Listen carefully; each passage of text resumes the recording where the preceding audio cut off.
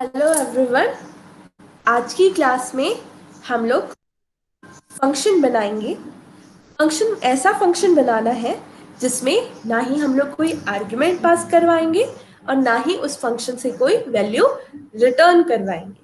हम लोग एक ऐसा प्रोग्राम बनाएंगे जो ट्राइंगल का एरिया डिस्प्ले करवाए। ओके, तो प्रोग्राम लिखना स्टार्ट करते हैं। सबसे पहले हम लोग को हेडर फाइल इंक्लूड करवाना है। जैसे ही हम हेडर फाइल इंक्लूड करवा लेते हैं उसके बाद फंक्शन का प्रोग्राम बनाना है। तो क्या करना है, यहाँ पर फंक्शन को डिक्लेयर करना है। फंक्शन का डिक्लेरेशन का सिंटेक्स क्या है, सबसे पहले लिखते हैं हम लोग डेटा टाइप।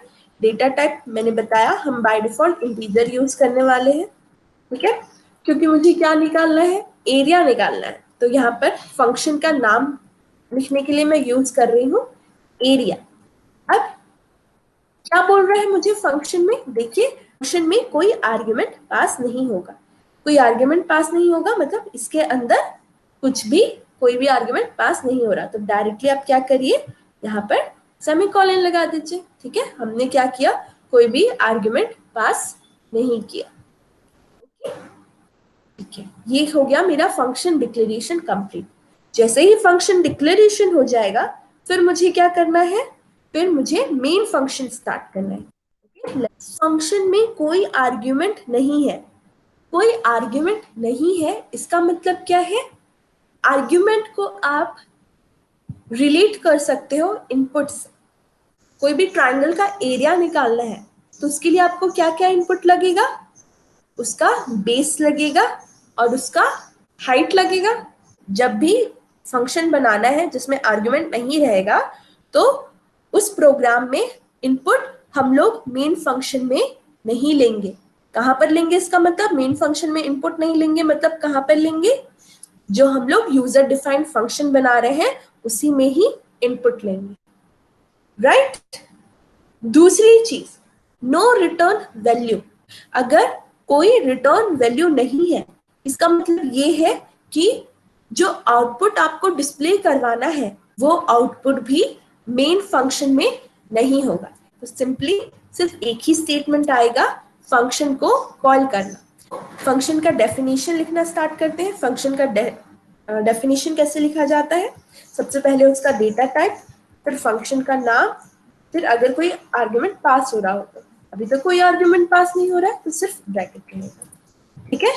तो देखिए ना, इनपुट लिया मैंने वहां पे, इसका मतलब इनपुट मुझे यहाँ लेना है। इनपुट लेना है इसका मतलब क्या है, अब मुझे यहाँ पे क्या करना पड़ेगा, वेरिएबल डिक्लेरेशन करना पड़ेगा। यहाँ पर वेरिएबल डिक्लेयर क्या करेंगे, इंट बेस और हाइट।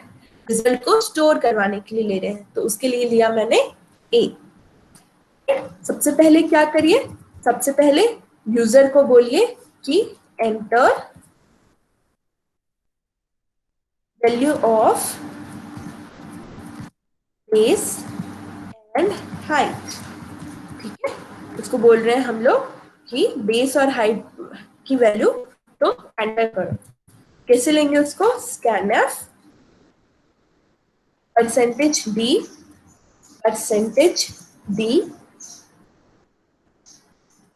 कॉमा पहली वैल्यू जो बेस वाली वैल्यू है उसको सेव करवा रही हूँ मैं बी में, हाइट वाली वैल्यू है उसको सेव करवा रही हूँ मैं एच में। यहाँ तक क्या होगा, यहाँ तक मैंने इनपुट लिया, वैल्यू निकालना है तो एरिया का फॉर्मूला पता है, हाफ बेस इंटू हाइट। तो हाफ के लिए ले रही हूँ मैं 0.5, ठीक है। 1/2 मतलब 0.5 ही हुआ ना, राइट। उसको किससे मल्टीप्लाई करना है, जो भी बेस आया और जो हाइट आया। देखिए क्या हो रहा है, जो एरिया है वो किससे मल्टीप्लाई हो रहा है, 0.5, 1/2 मतलब 0.5। इसका मतलब क्या है, जो एरिया है वो डेसिमल के फॉर्म में भी आ सकता है।